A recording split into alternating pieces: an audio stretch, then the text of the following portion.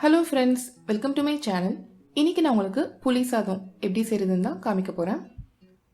எளிய முறையில் சுவையான புளி சாதம் எப்படி செய்கிறதுன்னு இந்த வீடியோவில் நம்ம பார்க்கலாம். இப்போ இந்த புளி சாதம் செய்கிறதுக்கு நான் இங்கே ஒரு பெரிய எலுமிச்சை பழம் அளவு உள்ள புளியை வெதுவெதுப்பான தண்ணீரில் கரைச்சி வடிகட்டி எடுத்து வச்சுக்க போகிறேன். அடுத்து ஸ்டவ் ஆன் பண்ணி ஒரு பேன் வச்சுக்கோங்க.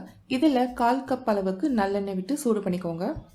எண்ணெய் நல்லா காஞ்சதும் 1.5 டேபிள் ஸ்பூன் அளவுக்கு கடுகு, உளுத்தம்பருப்பு, சீரகம், கடலைப்பருப்பு சேர்த்து வதக்கிக்கோங்க. கடுகு, உளுத்தம்பருப்பு நல்லா பொரிஞ்சதும் 9 காஞ்ச மிளகாய் சேர்த்து நல்லா வதக்கிக்கோங்க. காஞ்ச மிளகாய் ஓரளவுக்கு வறுபட்டதும் 4 பல்லு பூண்டை பொடியை நறுக்கி சேர்த்துக்கோங்க. இது கூடவே கொஞ்சமாக பெருங்காயத்தூளும் சேர்த்து நல்லா வதக்கிக்கோங்க.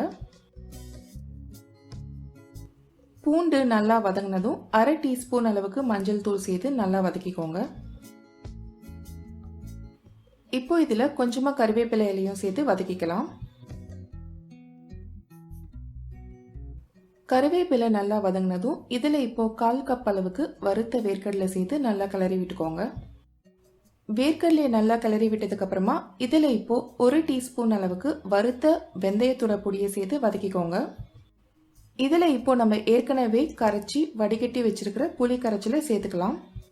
புளி கரைச்சலை சேர்த்து நல்லா சுருண்டு எண்ணெய் மேலே மிதக்கிற வரைக்கும் வதக்கிக்கோங்க. இந்த ஸ்டேஜில் தேவையான அளவு உப்பு சேர்த்து நல்லா கிளறி விட்டுக்கோங்க. இந்த மாதிரி நல்லா சுருண்டு எண்ணெய் மேலே மிதந்ததும் நம்ம வேக வச்ச சாதத்தை இதில் சேர்த்து கிளறி விட்டுக்கலாம். நான் இங்கே 1/4 கப் அளவுக்கு பச்சரிசியை குக்கரில் வேக வச்சு நல்லா ஆறுனதும் இதில் சேர்த்துருக்கேன். எப்போவுமே சாதத்தை கொஞ்சம் கொஞ்சமாக சேர்த்து கிளறி விட்டுக்கோங்க. அப்பப்போ உப்பு செக் பண்ணிக்கோங்க. தேவைப்பட்டதுன்னா உப்பு சேர்த்து கிளறி விட்டுக்கோங்க. நீங்கள் பச்சரிசிக்கு பதிலாக புழுங்கல் அரிசியும் பயன்படுத்தலாம். அதே மாதிரி சாதத்தை ப்ரெஷர் குக் பண்ணாமல் வடிச்சும் பயன்படுத்தலாம். அவ்வளோதாங்க, இப்போ நம்மளோட சுவையான புளி சாதம் தயாராகிடுச்சு.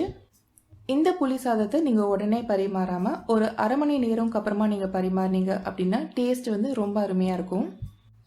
இந்த புளி சாதத்துக்கு உருளைக்கிழங்கு வறுவல், வாழைக்காய் வறுவல், சேப்பங்கிழங்கு வறுவல், இந்த மாதிரி வறுவல் ஐட்டம்ஸை சைடிஷாக வச்சு சாப்பிட்டிங்கன்னா ரொம்ப நல்லாயிருக்கும். இப்போது இந்த புளி சாதம் செய்கிறதுல எனக்கு தெரிஞ்ச ஒரு சில டிப்ஸ் உங்கள் கூட ஷேர் பண்ணுறேன்.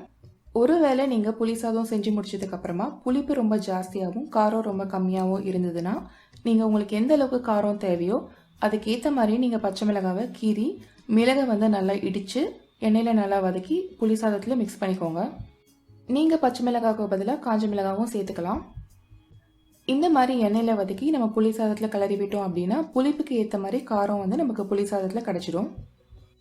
அடுத்ததாக புளியை கரைக்கிறப்போ இந்த மாதிரி நல்லா திக்கான பேஸ்ட்டாக கரைச்சி எடுத்து வச்சுக்கோங்க. இந்த மாதிரி திக்காக நம்ம கரைச்சி சேர்த்தோம் அப்படின்னா நமக்கு புளிக்காய்ச்சல் சீக்கிரமாக தயாராகிடும். இதை தண்ணியாக கரைச்சி சேர்த்தோம் அப்படின்னா ரொம்ப நேரமாக கொதிக்க விடுற மாதிரி இருக்கும். இந்த புளிக்காய்ச்சலை நீங்கள் 1 வாரத்துக்கு ஃப்ரிட்ஜில் வச்சு யூஸ் பண்ணலாம். கடைசியாக நீங்கள் புளிக்காய்ச்சலில் 1 டீஸ்பூன் அளவுக்கு பொடிச்ச வெல்லம் சேர்த்து கிளறி விட்டீங்க அப்படின்னா உங்களுக்கு புளி சாதம் இன்னும் கூட டேஸ்டியாக கிடைக்கும். அவ்வளோதாங்க, இந்த புளி சாதம் ரெசிபி உங்களுக்கு கண்டிப்பாக பிடிச்சிருக்கும்னு நினைக்கிறேன். இந்த ரெசிபியை யார் வேணால் சுலபமாக செஞ்சிடலாம். இந்த வீடியோ உங்களுக்கு பிடிச்சிருந்ததுன்னா இந்த வீடியோவை லைக் பண்ணுங்கள். இந்த வீடியோ பற்றின உங்களோட கருத்துக்களை கமெண்ட் பண்ணுங்கள் அண்ட் மறக்காமல் என்னோட சேனலுக்கு சப்ஸ்கிரைப் பண்ணுங்கள். தேங்க்ஸ் ஃபார் வாட்சிங்.